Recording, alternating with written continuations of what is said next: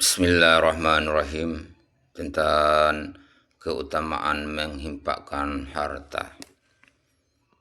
Imam Ghazali rahmatullahi berkata bahwa memberikan sedekah dengan sembunyi-sembunyi itu dapat terselamat dari riya dan kemasyhuran.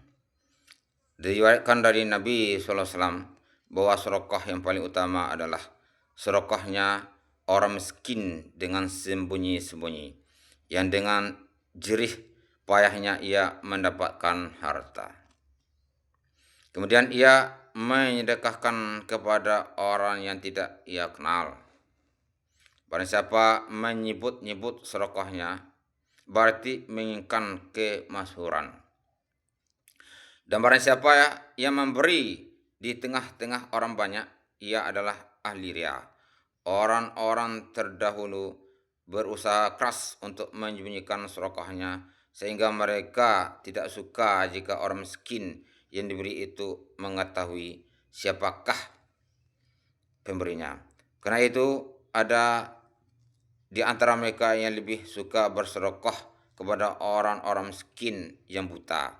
Ada yang memasukkan uang di saku orang miskin yang sedang tidur. Ada pula yang memberikan sedekahnya kepada orang-orang miskin melalui perantaraan orang lain, agar orang miskin itu tidak mengetahui pemberinya, sehingga ia tidak merasa malu. Jika dalam bersedekah yang dicari kemasyhuran dan untuk diperlihatkan kepada orang lain, maka kebaikannya menjadi rusak dan dosa pasti diperoleh. Imam Ghazali rahmatullahi menulis bahwa jika tujuan berzakat adalah untuk memperoleh kemasyhuran, maka amal akan menjadi rusak. Karena tujuan berzakat adalah untuk menghilangkan perasaan cinta pada harta. Mencintai kemasyhuran itu lebih banyak terjadi di kalangan manusia daripada mencintai harta. Dan di akhirat kedua-duanya sama-sama membawa kepada kebinasaan. Sifat bakhil akan berubah menjadi seekor kalajengking dan di dalam kubur. Dan sifat mencari kemasyhuran akan berubah menjadi seekor ular. Dinyatakanlah sebuah hadis bahwa cukup sebagai bukti akan buruknya seorang jika orang-orang memberi isyarat dengan jari ke arahnya, baik dalam urusan agama atau dunia, bahwa ia orang yang masyhur. Ibrahim bin Adham rahimahullah berkata bahwa barang siapa mencintai kemasyhuran, berarti ia tidak ikhlas dalam bermuamalah dengan Allah SWT. Ayub Satyani rahimahullah berkata bahwa barang siapa berhubungan dengan Allah SWT secara ikhlas, ia ingin agar tak seorang pun mengetahui rumahnya dan di mana ia tinggal. Pada suatu saat ketika Umar datang ke Masjid Nabawi, ia melihat Muaz menangis sambil duduk di dekat kubur Nabi SAW. Maka Umar bertanya mengapa ia menangis. Muaz menjawab bahwa ia mendengar dari Rasulullah SAW bahwa sedikit bagian dari ia itu juga syirik.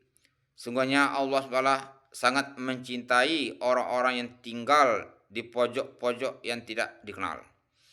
Jika ia pergi, tidak ada yang mencarinya. Dan jika ia datang di suatu majelis, tak seorang pun yang mengenalnya. Hati mereka adalah pelita hidayah. Dan merekalah orang-orang yang selamat dari tempat yang gelap gulita. Pendek kata, banyak sekali hadis dan ayat Al-Quran yang membicarakan tentang keburukan riya. Meskipun demikian, dalam beramal secara terang-terangan, kadang-kadang ada kemaslahatan agama. Misalnya sebagai dorongan kepada orang lain. Misalnya kalau yang bersedekah itu hanya beberapa orang saja, maka keperluan dan takaza agama tidak bisa terpenuhi. Tetapi bila ada orang yang bersedekah dengan terang-terangan, banyak orang akan mengikutinya, sehingga sedekah banyak terkumpul dan keperluan agama terpenuhi. Berkenaan dengan hal itu, Rasulullah SAW bersabda, orang yang membaca Al-Quran dengan suara keras seperti orang yang bersedekah dengan terang-terangan, dan orang yang membaca Al-Quran dengan suara perlahan-lahan seperti orang yang bersedekah dengan sembunyi-sembunyi. Kadang-kadang membaca Al-Quran dengan suara keras itu lebih utama karena sesuai dengan tuntutan waktu. Dan kadang-kadang membacanya dengan suara perlahan itu lebih utama. Mengenai ayat pertama, menurut para ulama, di dalam ayat ini diterangkan mengenai sedekah wajib atau zakat dan sedekah nafil. Diterangkan bahwa memberikan sedekah wajib dengan terang-terangan itu lebih utama. Demikian pula halnya dengan amalan fardu lainnya, yakni melakukan dengan terang-terangan itu lebih utama.